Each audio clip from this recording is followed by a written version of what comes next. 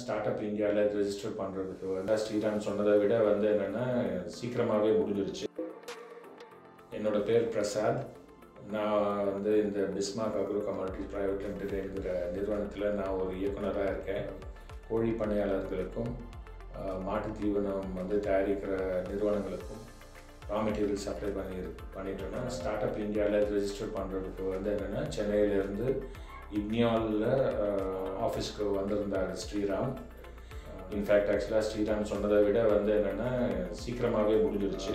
Team இக்னியால் வந்து பார்த்திங்கன்னா நட்பாகவும் சேவை மனப்பான்மையோடு வந்து நல்லா பண்ணி கொடுத்தாங்க.